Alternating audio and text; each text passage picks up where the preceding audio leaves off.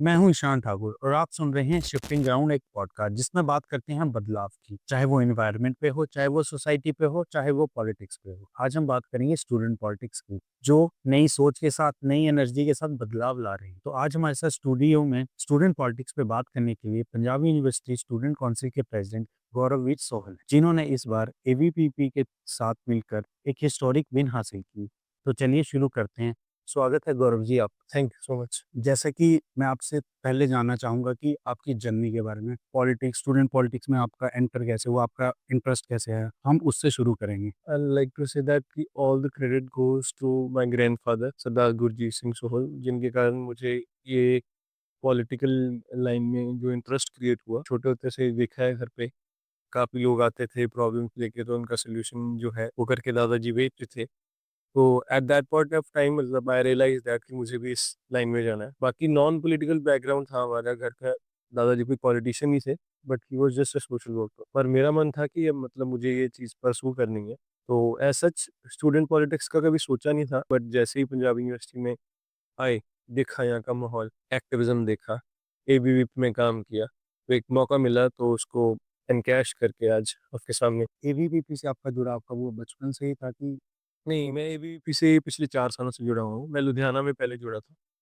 फिर जैसे ही मेरी पढ़ाई वहाँ पे ख़त्म हुई और मैं जैसे ही पंजाब यूनिवर्सिटी में आया, तो फिर मैं यहाँ पे भी एबीवीपी के लिए काम करता। इतिहास इस बार एबीवीपी ने रचा, president first time in Punjab university, और लास्ट टाइम ही हमने देखा ज्वाइंट सेक्रेटरी की पोस्ट भी एबीवीपी ने कंटेस्ट की और जीती। तो मैं जानना चाहता हूँ पंजाब यूनिवर्सिटी में एबीवीपी का काम करने का थोड़ा तरीका अगर आप बता सकें। सबसे पहले जो काफ़ी टाइम से यहाँ पर एक नोशन बन गया था कि डमी कैंडिडेट को इंट्रोड्यूस करने का। सो मुझे लगता है कि बच्चे या स्टूडेंट्स पंजाब यूनिवर्सिटी के काफ़ी परेशान हो गए थे इस चीज़ को भी लेके। अब पिछले कुछ जो प्रेसिडेंशियल कैंडिडेट या काउंसिल थी, काफ़ी डमी रही है। उनके कारणों में मैं नहीं जाना चाहूँगा, वो पॉलिटिकल जो उनके सुप्रीमोज़ हैं वो जानते होंगे वो क्यों ऐसे कैंडिडेट्स उतारते हैं। बट इस बार स्टूडेंट्स को लगा कि हमें एक रियल विज़न वाला एक स्टूडेंट जो लीडर चाहिए, तो उन्होंने एबीवीपी को इस बार मौका दिया, क्योंकि एबीवीपी हमेशा एक रियल विज़न के साथ रियल प्रॉब्लम्स को एड्रेस करके उनका सॉल्यूशन निकालती है। जो स्टूडेंट्स ने उनका जो वर्डिक्ट था, उसमें क्लियरली दिख रहा है कि जेन ज़ी की जो इस बात की डिमांड है, वो एबीवीपी के काम करने के तरीके और उनकी आइडियोलॉजी है। जानना चाहूँगा जब आप प्रेसिडेंट बन गए, हाउ वाज़ दैट फीलिंग? सो काफ़ी अच्छा लगा। तो एक टाइम पे मतलब यकीन सा भी नहीं हुआ कि अच्छा ये चीज़ हो गई है। फिर एकदम से जो प्रेस मीडिया कवरेज, सभी प्रेस मीडिया वालों ने कांग्रेचुलेट किया, फिर निकलते ही जैसे सभी दोस्तों ने वेलकम किया। सो मतलब ओवरवेलमिंग था काफ़ी मेरे लिए, एंड एक सपना सा ही लग रहा था। पेरेंट्स भी आए मेरे। सो आज भी कभी-कभी ऐसा लगता है कि ये चीज़ बहुत बड़ी है। एक जीत के अलावा एक बहुत बड़ी रिस्पॉन्सिबिलिटी है। सो उस रिस्पॉन्सिबिलिटी को मुझे अच्छे से निभाना है। अभी आपके टेन्योर को 2 मंथ्स तो हो गए हों ऑलमोस्ट। तो जो-जो आपने वादे किए थे या जो-जो आपने ब उसमें कितना आपका जी। प्रोग्रेस हो रही है? तो प्रोग्रेस ऐसे है कि सबसे पहले हमने इस चीज़ का वादा किया था कि हम प्लेसमेंट फेस्ट कराएँगे। तो रिगार्डिंग दैट हमारी एक कमेटी कॉन्स्टिट्यूट हुई है, जिसमें हमने आउटरीच प्रोग्राम के थ्रू कंपनीज़ को अप्रोच करना शुरू कर दिया है। दूसरा हमारा था कि ऑफ़िशियल आईडीज़ जो है, उसके लिए हमने वीसी मैम से बात करके उस पे हमने एक कमेटी कॉन्स्टिट्यूट कर दी है, जिन्होंने उनका बजट भी दे दिया कि हमारा खर्चा जो है वो 50 से 70 लाख का या फॉर एग्ज़ाम्पल इतना है। अभी बजट की एस्टिमेट मुझे आइडिया नहीं है। तो वो जो बजट भी है, वो भी आ गया है। उसके बाद अब इम्प्लीमेंटेशन की बात आएगी, तो वो भी मैम ने वीसी मैम ने हमें बताया है कि आने वाले टाइम में वो ऑफ़िशियल मेल आईडी वाला काम भी इम्प्लीमेंट हो जाएगा। साथ के साथ प्लेसमेंट्स का भी चल रहा है। मेंटल अवेयरनेस पे हम जो है काम लगातार कर रहे हैं। चाहे वो वर्ल्ड मेंटल हेल्थ डे पे हमारा सेमिनार था, चाहे वो स्टूसी पे हमारी कोई भी एग्ज़िबिशन रिगार्डिंग मेंटल हेल्थ है, चाहे वो रेगुलर चेकअप्स हैं। तो ऐसी सारी चीज़ें भी साथ के साथ चल रही हैं। सिंथेटिक ट्रैक का वादा किया था, अनुराग ठाकुर जी जो एमपी हैं, उन्होंने हमें विश्वास दिलाया है और उनके साथ भी हम कंटिन्यूअसली टैप कर रहे हैं, और उसके लिए भी जल्द से जल्द जो है फंडिंग और ये सारी चीज़ें जो है प्रोसेस में है, वो भी होनी शुरू हो जाएगी। मैंने जैसे कि खुद देखा, मैं भी एज़ अ स्टूडेंट ही हूँ, यहाँ पे मास्टर्स कर रहा हूँ। मैंने ये नोटिस किया एबीवीपी की ना एक जो नोशन है पंजाब यूनिवर्सिटी में, वो बहुत खराब-सा है कि ये चेंज करने आए हैं, ये आरएसएस एक मतलब जो चलता है कि मतलब एक खराब तरीके से पोर्ट्रे होती है एबीवीपी। तो उस पे आप क्या कहना चाहेंगे कि ये ऐसा क्यों होता है यहाँ पे? देखिए, हमारा काम ही हमारा पीआर है। जब हमारा काम बोलेगा तो मुझे लगता है कि ये सारे नोशंस खुद ब खुद खत्म हो जाएँगे।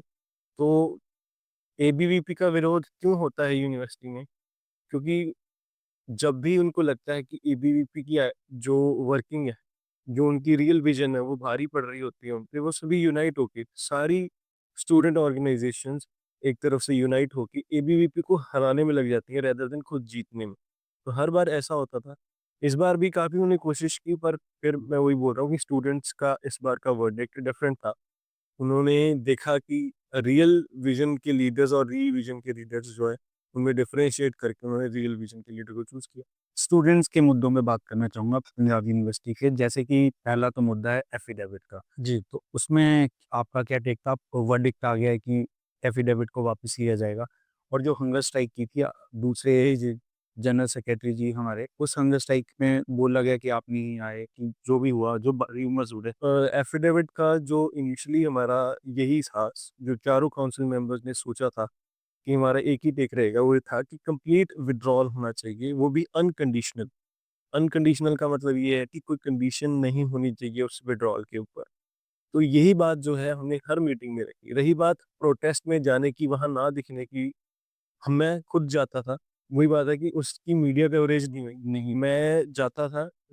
अभिषेक डागर जो हमारे जनरल सेक्रेटरी हैं, वो भी इस चीज़ के गवाह हैं। अशमीत जो हमारे वाइस प्रेज़िडेंट हैं, मोहित हमारे, कोई भी इस चीज़ में इनकार नहीं कर सकता।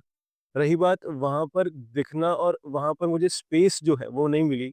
मैं डागर के पास जाता था, पर एक और जो उसके आगे एक अलग धरना लगा हुआ था एंटी एफिडेविट फ्रंट में, उसमें कुछ चंद जो सो कॉल्ड आउटडेटेड या आउटसाइड के पॉलिटिकल लीडर्स हैं, वो उन्होंने मुझे वेलकम नहीं किया वहाँ पे, और उन्होंने मुझे स्पेस नहीं दी। मैंने अपनी बात रखने की भी कोशिश की, मैंने उनके साथ मिलके काम करने की भी कोशिश की, पर उन्होंने ये बोला कि एबीवीपी का कोई भी बंदा या एबीवीपी का प्रेज़िडेंट यहाँ पे नहीं आएगा। जबकि मैंने उनको बोला कि मैं पूरे पंजाब यूनिवर्सिटी के स्टूडेंट्स का प्रेज़िडेंट, पर फिर भी वहाँ पर मुझे स्पेस नहीं मिलती है। इसीलिए मैं अपना काम करता हूँ, पर मैं साइड पे साइडलाइन होके वो चीज़ करता हूँ। शायद वो लोगों को नहीं दिखी, लोगों के पास नहीं आई, पर मैं आपके पॉडकास्ट के माध्यम से ये बताना चाहता हूँ उनको कि ऐसा नहीं था।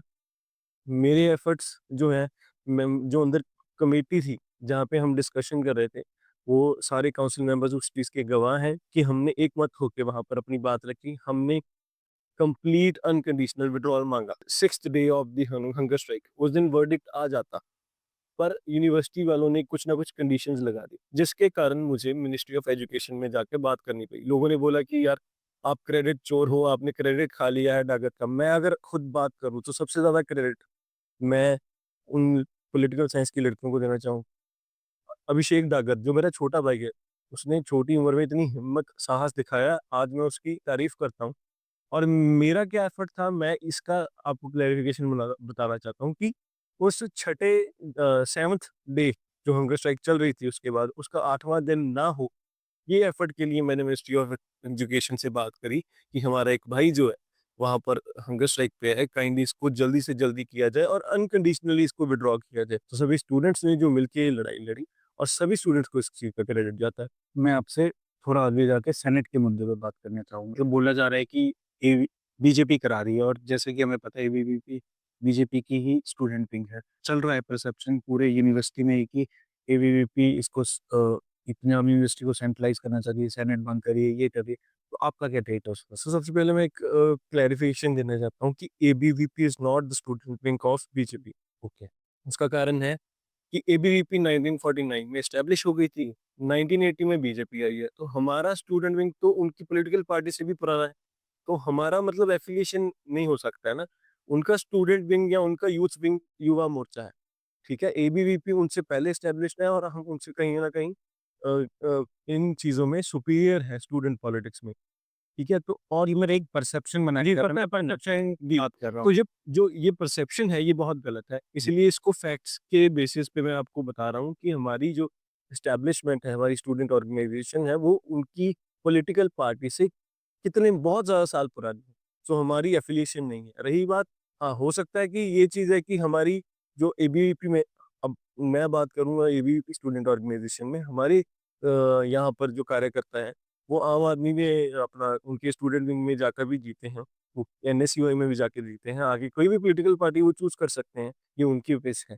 पर हमारी एफ़िलिएशन नहीं है किसी के साथ भी। और रही बात जो सेनेट की बात है, सेनेट में जो भी आज जो रिफ़ॉर्म्स आ रहे हैं, सबसे पहले ये सभी की एक डिमांड थी, चाहे वो टीचर्स थे, चाहे स्टूडेंट्स थे, चाहे उस टाइम के सेनेटर्स थे, सभी ने डिमांड करे थे रिफ़ॉर्म्स। हाँ, ये विषय एक चर्चा का हो सकता है कि रिफ़ॉर्म्स में क्या होना चाहिए थे। जब आज रिफ़ॉर्म्स जब हम देखते हैं, हमें भी कहीं न कहीं कमी लगती है कि उसमें स्टूडेंट की रिप्रेज़ेंटेशन नहीं है, पंजाब की या पंजाब यूनिवर्सिटी के स्टेक होल्डर्स की रिप्रेज़ेंटेशन नहीं है। इस बात को हम मिनिस्ट्री ऑफ एजुकेशन भी लेके गए थे और भारत सरकार में हर पदाधिकारी जो भी है, चाहे वाइस प्रेज़िडेंट है, चाहे वो माननीय हमारे प्रधानमंत्री जी हैं, उनके पास भी इसी बात को लेके जाएँगे कि पंजाब के लोगों की बात को आपको एक बार सुनना चाहिए, उसके बाद जो है आप डिसीज़न लें। तो डायलॉग और नेगोशिएशन के साथ हम जो अपनी स्ट्रैटेजी प्लान कर रहे हैं और आने वाले कुछ दिनों में हम जाके मिलेंगे भी भारत सरकार के कुछ नुमाइंदों को और उनके सामने जो है अपनी बात रखेंगे। यूनिवर्सिटी के बहुत अहम मुद्दे की बात करना चाहता हूँ, वो है आउटसाइडर। जी, आउटसाइडर कल्चर और आउटसाइडर इतना ज़्यादा है, लास्ट टाइम हमने लास्ट ईयर देखा कि सभी फेस्ट खराब हुए उस चक्कर में। जी, जो अर्जेंट ढिल्लों का फेस्ट था, इतने आउटसाइडर आ गए कि वो खो नहीं गया है। सिक्योरिटी क्लियरेंस मिलना मुश्किल हो जाता है। खासकर लड़कियों को ईव टीजिंग के मामले और हैरेसमेंट ये झेलनी पड़ती है। आपकी प्रेसिडेंशियलशिप में आपने कुछ सोचा है कि इस चीज़ को ठीक किया जाए, कुछ ऐसा स्ट्रक्चर क्रिएट किया जाए? नहीं, आपको पता है लास्ट ईयर एक आउटसाइडर ने ही मर्डर कर दिया था एक हमारे ही कॉन्सर्ट में आके। तो उस चीज़ में आपका कोई टेक है या आपने कुछ सोच रहे हो कि उस चीज़ को कैसे रोका जाए? तो उसके लिए हमारे मैनिफेस्टो में भी एक प्लान था जो मैं यहाँ पे भी डिस्कस करना चाहता हूँ, जिस पे हमने वर्क करना भी शुरू किया हुआ है। सबसे पहला था कि हम स्पॉट करें वो ब्लैक एरियाज़ को, ब्लैक ज़ोन्स को, जहाँ पर ना ही लाइट है, ना सीसीटीवी कैमराज़ है। So we are mapping them out, कौन-कौन सी जगह है जो ब्लैक ज़ोन है, वहाँ पर प्रॉपर लाइटिंग और प्रॉपर सीसीटीवी कैमराज़ की इंस्टॉलेशन होनी चाहिए और जो नहीं चल रहे हैं, जो ऑलरेडी इंस्टॉल्ड पर नहीं वर्किंग है, उनको भी रिपेयर करके उनको भी इंस्टॉल जो है चलाना चाहिए। और दूसरी बात जो हमने स्पेशली रखी थी और उसके लिए हमने वाइस चांसलर मैडम से भी बात की थी, कि जो सिक्योरिटी है पंजाब यूनिवर्सिटी की सिक्योरिटी को ही सक्षम बनाना चाहिए।